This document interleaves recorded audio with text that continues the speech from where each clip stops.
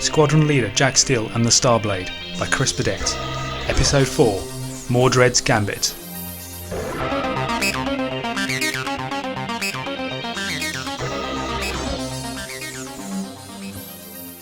Having been told by Professor Sterling that the Earth is under threat of invasion by the rapacious Qaxorian Empire, Jack, Yvette and Charlie have raced to Glastonbury, intent on retrieving the legendary sword, Excalibur.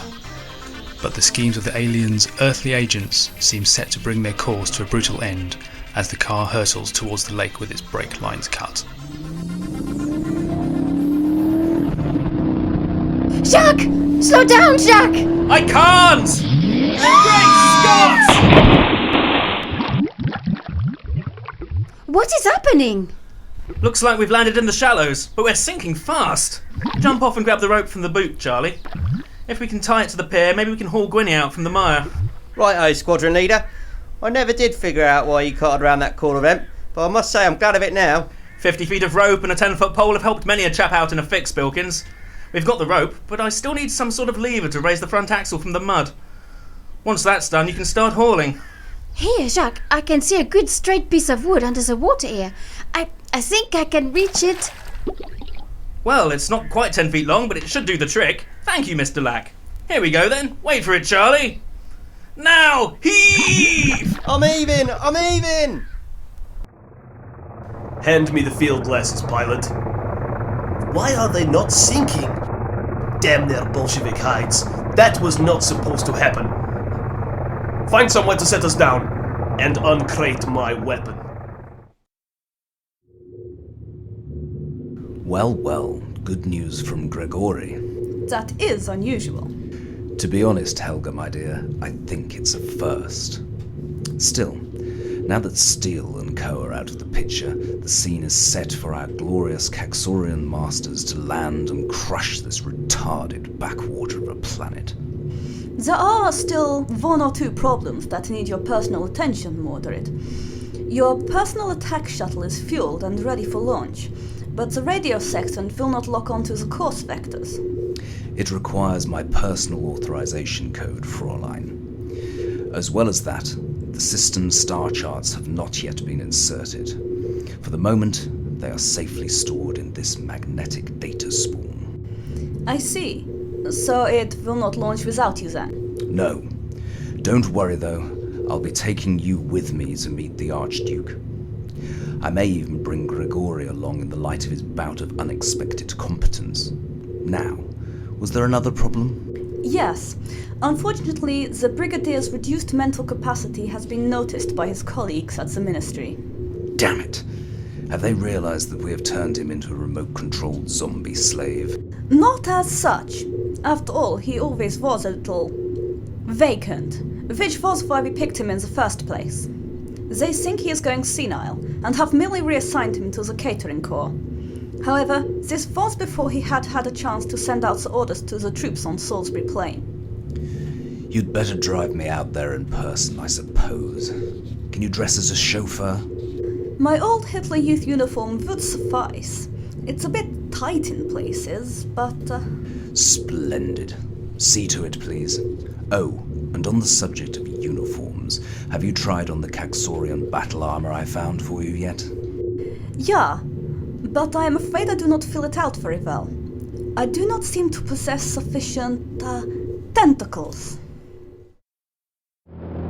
What on earth is that? What fool drives a staff car into the middle of a regimental field exercise? Driver, stop the tank over there! Now, look here. I don't know who you think you are, but you have placed yourself in grave danger. The entirety of Salisbury Plain has been sealed off for a live fire exercise. Yes, that's precisely what I want to talk to you about, Colonel. I'm sorry, sir. I didn't recognize your uniform in this light. General what?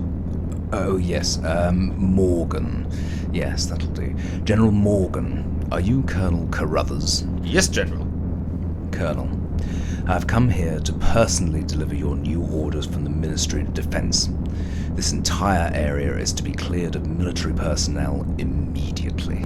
The entirety of Salisbury Plain? It will be difficult, sir. I've got 2 entire regiments spread out over 300 square miles. Besides, Hitler marched soldiers into the Rhineland last week. The men need to be kept at constant battle readiness. I know the Germans are in the Rhineland. That's where I told Adolf to send them. And I must say he's a damn sight better at following orders than you are. I'm sorry, sir. You told him? I really don't understand. Just my little joke, Colonel. Look, let us just get into the motor vehicle. I can explain everything once we're out of the cold. Very well, sir. But I still don't see.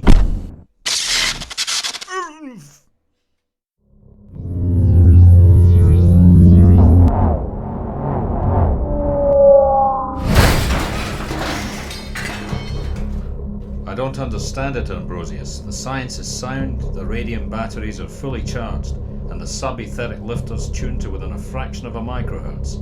But as soon as she lifts more than a foot above the ground, we get some sort of feedback loop, and the whole magnetropic field destabilizes. It's hopeless.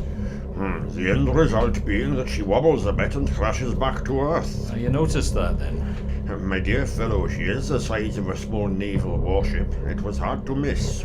Maybe there's some geological interference or some kind of distortion caused by all the lake water above us. Maybe, although I doubt that is the root cause of the problem. And speaking of lakes, I wonder how Jack is getting on. Indeed, although I can't understand why you sent the boy off to find an old sword. We could do with his help here, not to mention the expertise that Ms. Dulac could offer us, and that young Charles Bilkins is handy with a spanner too.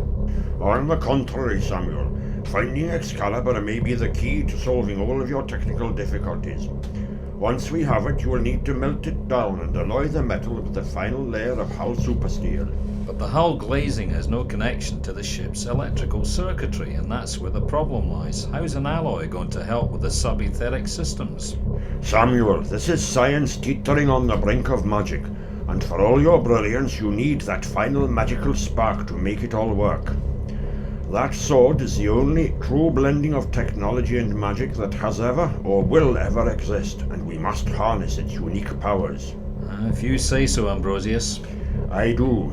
You are going to have to trust me on this. I'm a scientist, not a magician, Ambrosius. I'm afraid that I find it very difficult to take such matters on pure faith. We have little choice at present, my old friend. Unless Jack retrieves Excalibur, then the Starblade project will never get more than a few inches off the ground.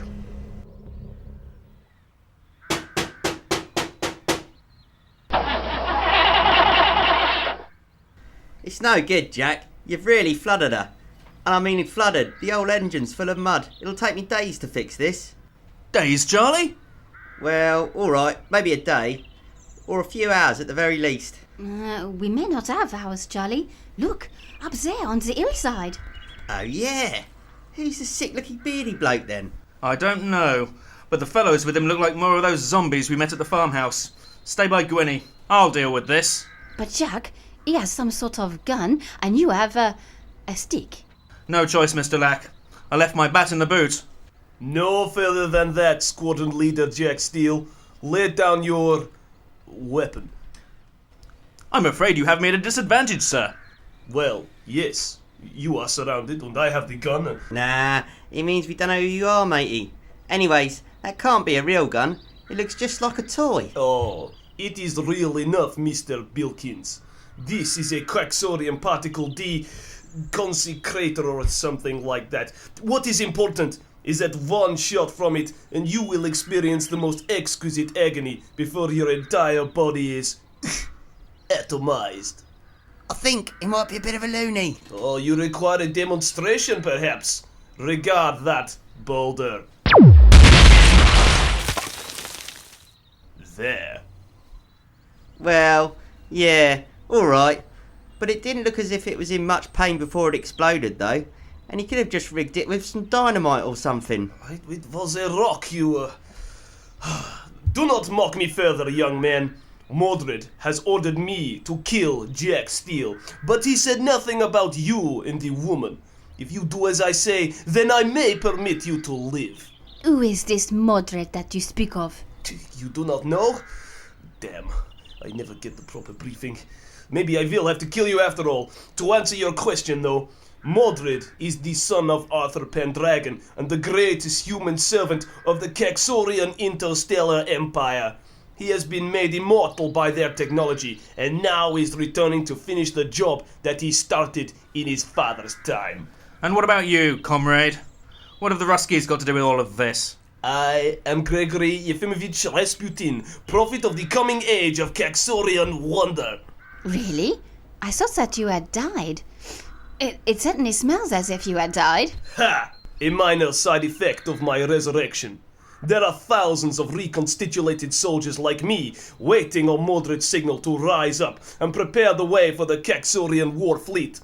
You won't be so worried about the smell then, or at least you wouldn't be if you were alive to see it. Rise up? You mean that they are buried? No, foolish woman. Rise up in glorious revolution. They are already in place across your empire, secretly working in important military and political positions. When the signal is given, they will bring Britain to its knees, leaving you powerless to oppose the Qaxorian Empire. Now that I have told you all that, I really am going to have to kill you, I'm afraid. Kill me then, you fiend, but let the others go. They won't talk. Quite impossible, I'm afraid, Squadron Leader. But to spare your feelings, I will kill you first. No, please! Do svidaniye, Jack Steele.